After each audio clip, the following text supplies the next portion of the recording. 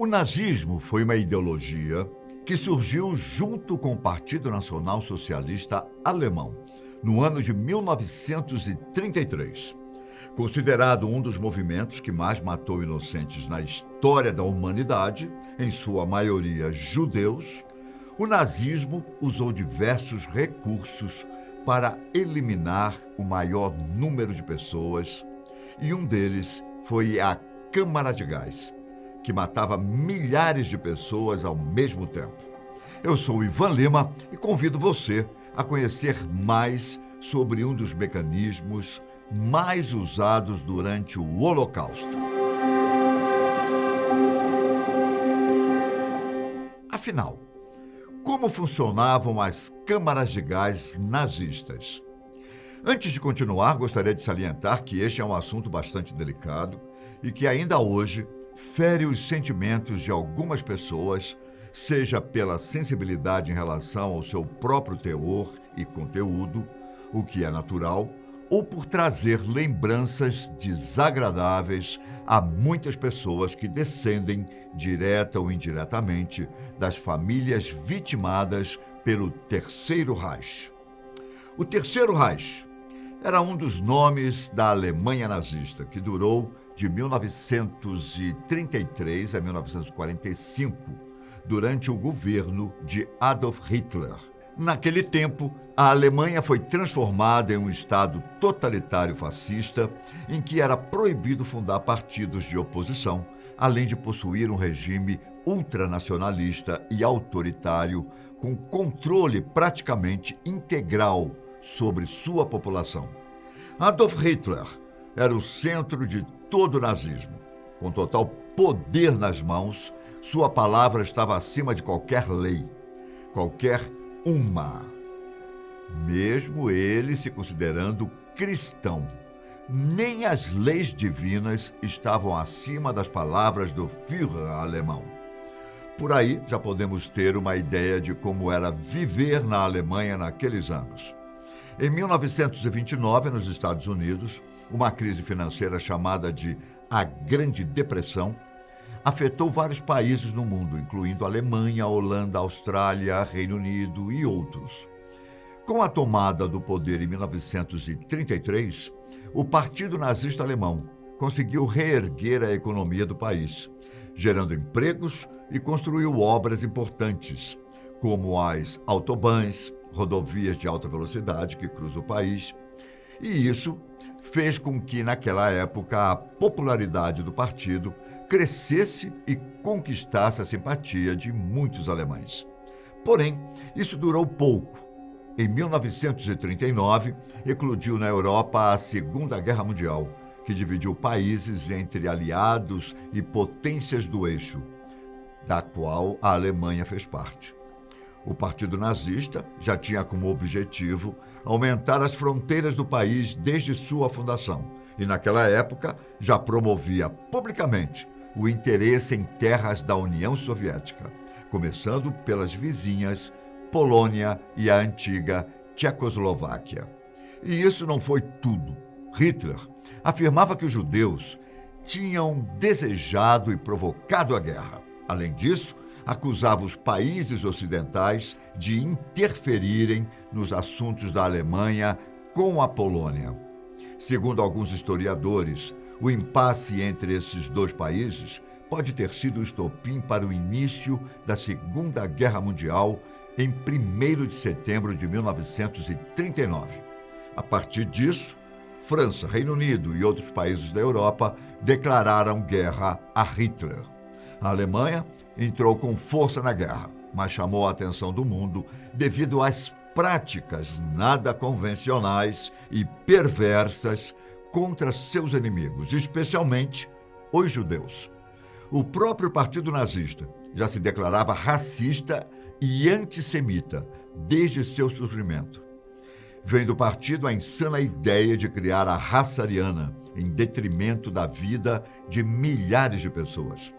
Hitler ordenou que construíssem enormes estruturas com galpões cercados por muros ou arames farpados, rigidamente controladas e vigiadas, conhecidos como campos de extermínio, onde ocorreram atrocidades contra seus inimigos de guerra, e tudo isso baseado no ódio a certas etnias. Essas ações faziam parte do programa Eutanásia, assim batizado pelos nazistas. Com isso, o extermínio em massa teve início em 1939 e durou até 1945.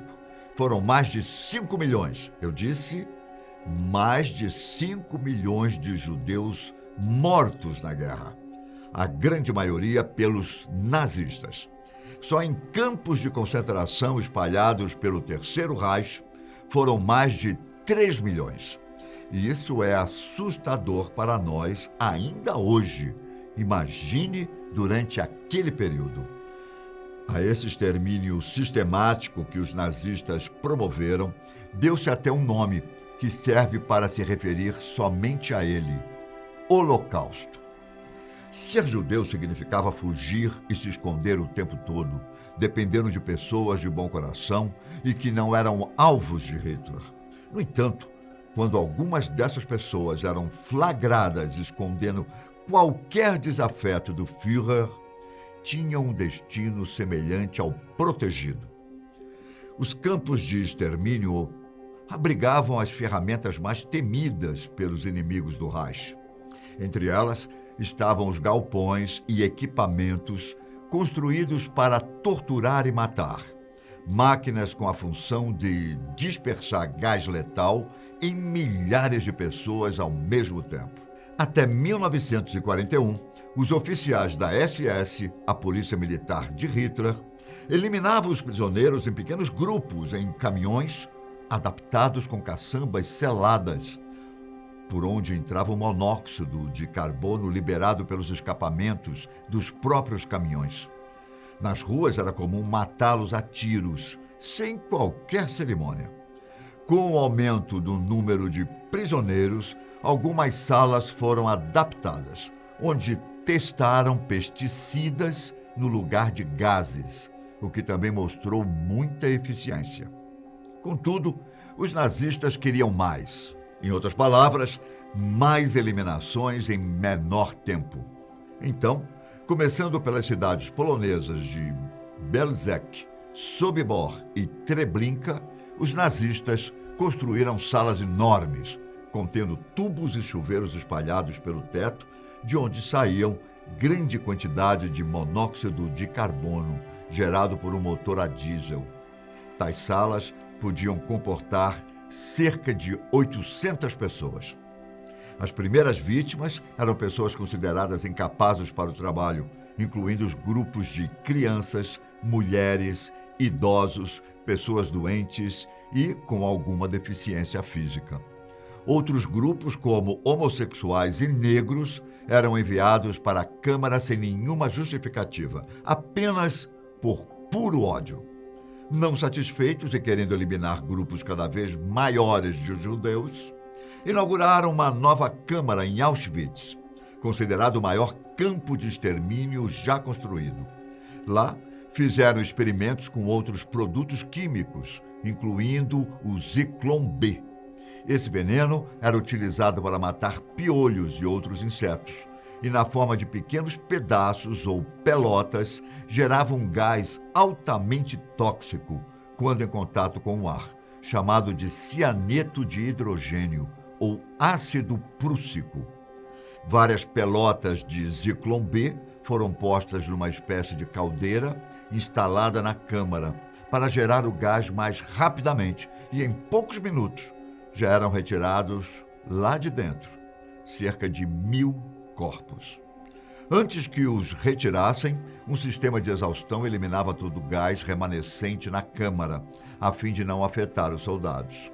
Na prática, o processo era assim. Ao lado da câmara havia uma caldeira e uma máquina com motor a diesel que produziam o gás e o transportava por tubos que passavam por dentro das câmaras. A dispersão era feita por meio de algo parecido com um chuveiro. Ao invés de água, o chuveiro expelia o gás letal que, em poucos minutos, sufocava e matava as vítimas. Pelo fato de não causar dor, Esse processo foi batizado como Programa Eutanásia.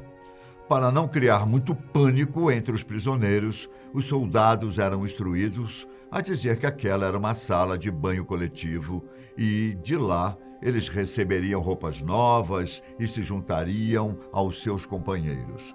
Eles eram colocados em fila e entravam nus nas câmaras, em grupos enormes, e encaminhados para a morte certa. Os que não morriam nas câmaras eram mortos por balas nazistas ou até mesmo por inanição e pela completa falta de higiene e cuidados, o que gerava muitas doenças. Em abril de 1945, a Rússia invadiu a Alemanha e conquistou Berlim. Adolf Hitler não foi capturado e nem se entregou, mas se matou com um tiro, dando fim à sua presença maligna que representou para o mundo. Dos mais de 40 campos de concentração construídos naquela época, Auschwitz ainda permanece como um triste museu aberto a visitações, para que o mundo não se esqueça e jamais repita os abusos do passado. O Holocausto é ainda considerado um dos piores episódios ocorridos desde a origem da humanidade, não só pelo número de mortos, como também pelo nível de crueldade e indiferença em relação à vida das pessoas. Não é motivo de orgulho para ninguém e, sem dúvida, uma grande mancha na história da Alemanha. Aliás, a maioria dos alemães não tem prazer algum em relembrar tal episódio. Enfim, eu fico por aqui.